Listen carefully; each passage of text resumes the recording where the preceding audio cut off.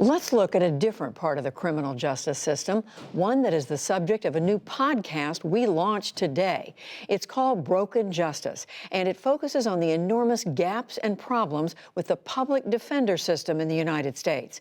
Our 5-part series zeroes in on how this has been playing out for decades in Missouri and what it tells us about justice in America.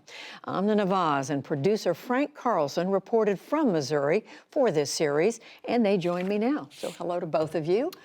Let's talk about it. So Amna, how did you get interested in this? What drew you to this particular subject? So Judy, the story of this podcast actually began right here on the NewsHour. Over a year ago, there was a story reported by our colleague John Yang. It was produced by Frank back then, and it focused on how public defenders in Missouri were basically saying we refuse to take any more cases because we are so overwhelmed. Now, over the course of the next year, Frank continued to dig alongside our colleague podcast producer Vika Aronson, and I tagged along, and they basically pulled an incredible number of details that painted a very alarming picture of just how bad the backlogs are and how bad those overloaded with caseloads public defenders find themselves in this situation. So we focus in on Missouri because it is one of the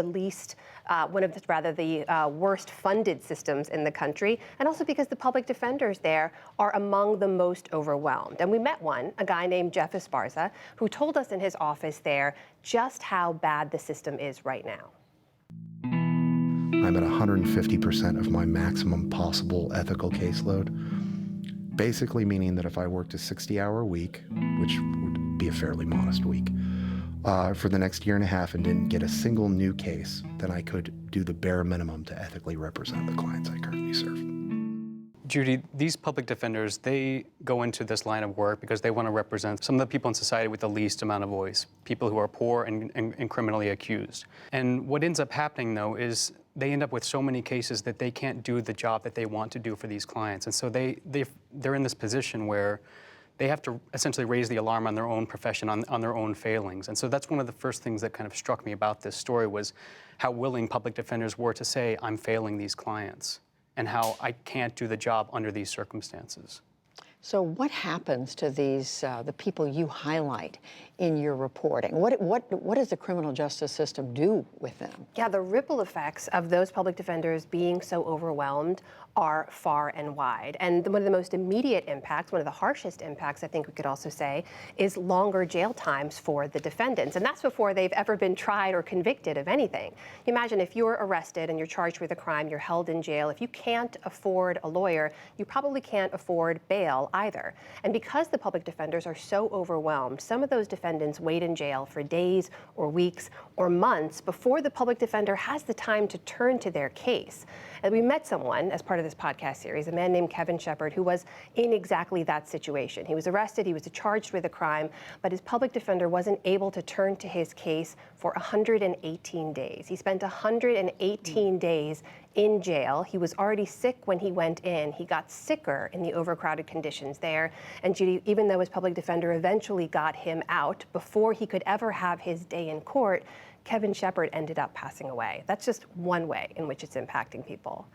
And Judy, you can think of that as kind of the acute crisis in the system. The people who are spending day after day, week after week in jail, like Amna said, not convicted of anything. And that's a real problem because these people they're missing their lives, they're missing their work, they're not paying rent. Many are parents. So that's the acute crisis. But this plays out in a lot of other different ways. And one other way is the investigation, what public defenders can't do for their clients in terms of investigating their cases. And when we first started reporting this story last year, I learned about a man who is kind of the worst case scenario of how that can play out for a defendant in this system. I do believe I'm in prison today because of Missouri's safe public defender system. I think if these things would have been flushed out years ago, 23 years ago, that we would not be having this conversation today. This notion that somebody is going to get represented if he's poor or indigent and represented properly, that's a false notion. So in 1997, Ricky Kidd was convicted of a double homicide, and he's always maintained that he had nothing to do with that crime. But because he had a public defender who was working in this overworked system and didn't have time to investigate his case and represent him properly, he spent more than 2 decades trying to prove what he says she should have proved all along. And Ricky's story is just one of many that we feature in that podcast. Judy, it's basically a deep dive into a part of our criminal justice system that often gets overlooked. But these are the folks on the front lines, the public defenders. So episode 1 is out now, and episodes are going to drop every Wednesday for the next month. And as you say, one of many cases in Missouri, one of many states that have a very similar issue with these public defenders. That's absolutely right. Thank you both very much, Thank you. Amna and Frank. And looking forward to hearing more of the series. If you want to listen to this podcast, there are several ways you can download it. You can go to the Broken Justice link that is on our website. You can also find episodes on Apple Podcasts, on Stitcher, or wherever you get your podcasts.